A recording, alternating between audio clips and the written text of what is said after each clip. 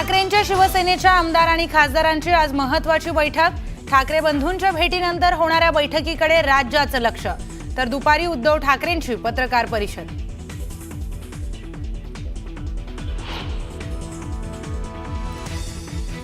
SEBC अंतर्गत आरक्षणाविरोधामध्ये आणि बाजूनं आज हायकोर्टामध्ये सुनावणी। हायकोर्टात पूर्ण खंडपीठासमोर सुनावणीकडे संपूर्ण राज्याचं लक्ष।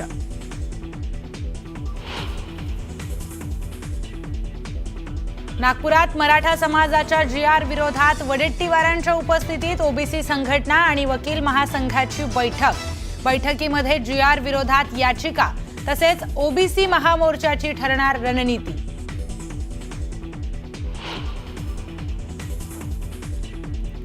उद्धव ठाकरेंची आज दुपारी 12 वाजता महत्त्वाची पत्रकार परिषद। राज ठाकरेंच्या निवासस्थानी झालेल्या भेटीनंतर उद्धव ठाकरे काय बोलणार याकडे राज्याचं लक्ष।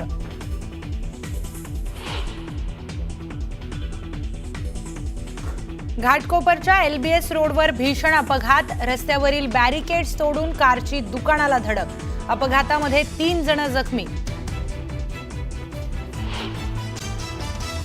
मुंबईतील ऐतिहासिक एल्फिस्टन पुलाच्या पाडकामाला सुरुवात। कारवाईवेळी पोलिसांचा मोठा बंदोबस्त तैनात। तर नागरिकांनी पर्यायी मार्गाचा वापर करण्याचं आवाहन।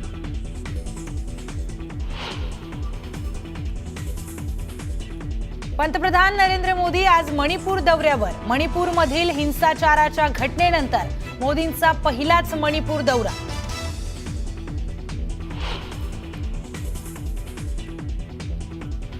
दौंडच्या केडगावात बिबट्याची दहशत। घरासमोर फिरत असलेल्या कुत्र्याच्या पिल्लावर बिबट्याचा हल्ला। संपूर्ण घटना सीसीटीव्हीमध्ये कैद।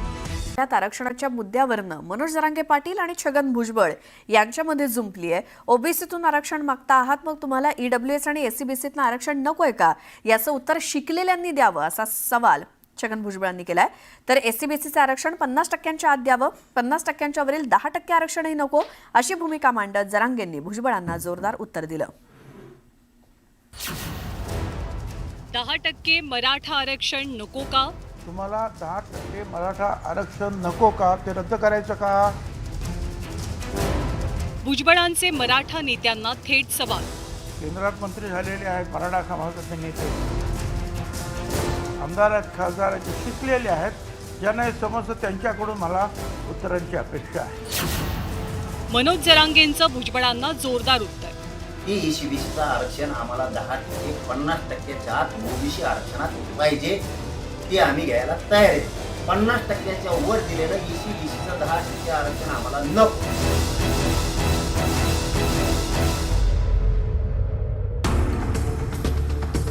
मराठा आरक्षणावरनं आता मंत्री छगन भुजबळ आणि मनोज जरांगेंमध्ये सवाल जबाब सुरू झालाय। भुजबळांनी काही महत्त्वाचे प्रश्न मराठा समाजाच्या नेत्यांना विचारले। मराठा समाज यापूर्वी खुल्या प्रवर्गातील 50%मध्ये येत होता।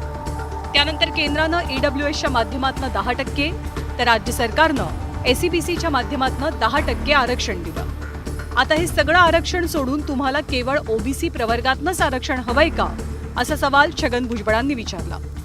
भुजबळांनी विचारलेल्या सवालाला जरांगे पाटलांनी उत्तर दिलंय। तुम्हाला मराठा आरक्षण नको का? तुम्हाला 10% मराठा आरक्षण नको का, ते रद्द करायचं का? ते रद्द झालं तर ईडब्ल्यूएसमध्ये तुम्ही 80-90% असता, तेही तुम्हाला नकोच का?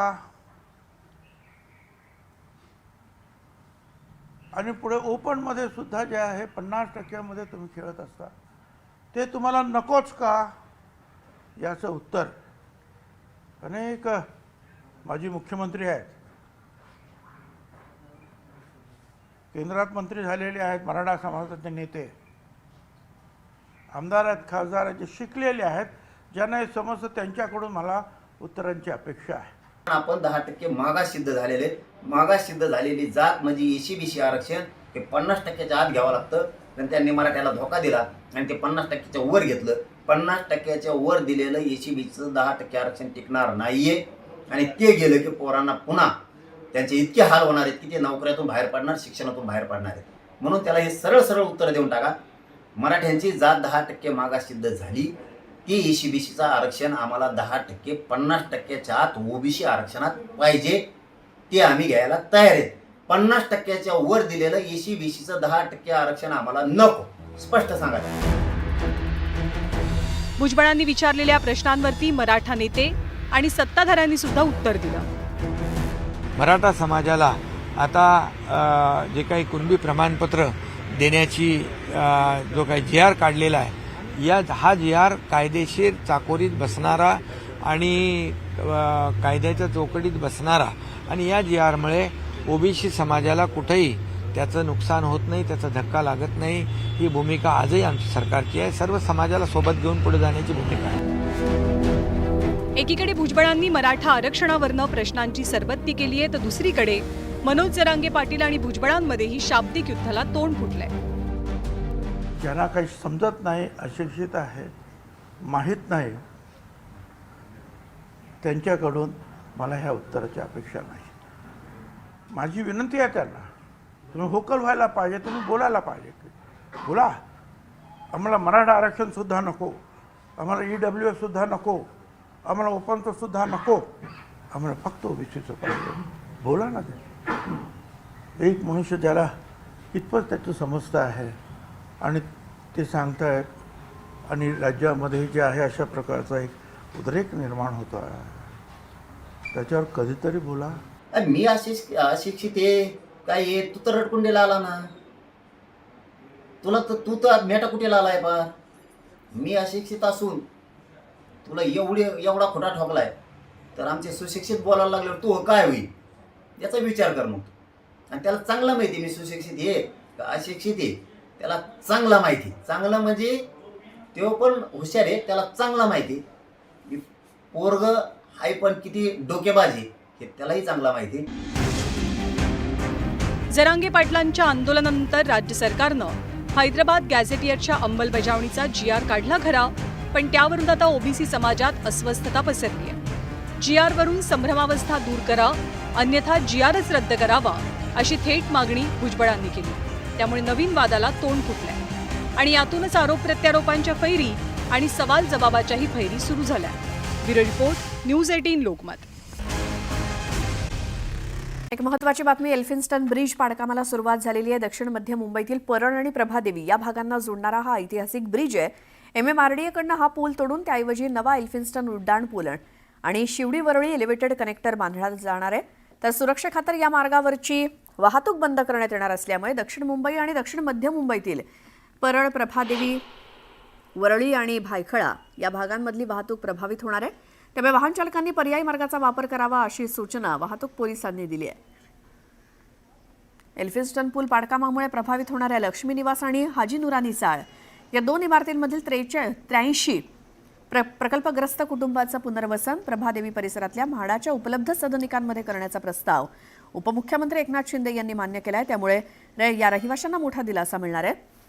प्रत्येक प्रकल्पग्रस्त कुटुंबाला 405 चौरस फूट क्षेत्रफळाची सदनिका दिली जाणार आहे.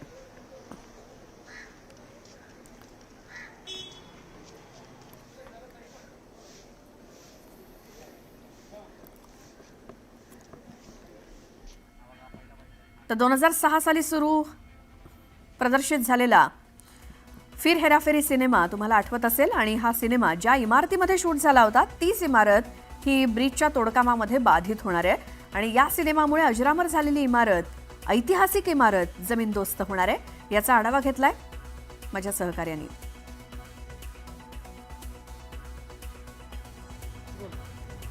ये बाबूराव का स्टाईल आहे डायलॉग तुम्हाला आठवला असेल आणि जिथे तो म्हटला गेला होता त्याच ठिकाणी आपण आहोत. आणि मागे ही इमारत तुम्हाला पाहिल्यावर लक्षात येईल आपण कुठे आहोत आणि कोणता नेमका हा सिनेमा आहे. अगदी बरोबर तुम्ही ओळखताय, हा तोच सिनेमा आहे जो प्रसिद्ध झाला 2006 मध्ये आलेला सिनेमा, ज्याच्यामध्ये परेश रावळ आहे, इतर म्हणजेच अक्षय कुमार आणि सुनील शेट्टी यांचा हा सिनेमा, ज्या सिनेमानं संपूर्ण देशभरातने जगामध्ये धुमाकूळ घातलेला होता. प्रत्येकावर मोहिनी होती, त्यातले डायलॉग, त्यातले जोक्स. ही इमारत तुम्ही पाहताय, इथेच तो सिनेमा शूट झालेला होता. आणि ही ऐतिहासिक इमारत आहे कारण आता 80 वर्ष होत आहेत. 1944 साली बांधलेली ही इमारत जी आता जीर्णावस्थेत झालेली आहे. जीर्णावस्थेत होत असतानाच ती बाधित होणार आहे. ही ऐतिहासिक इमारत आहे, पण आता नेमकी ती का बाधित होणार आहे ते मी तुम्हाला दाखवतो बाहेरून. या.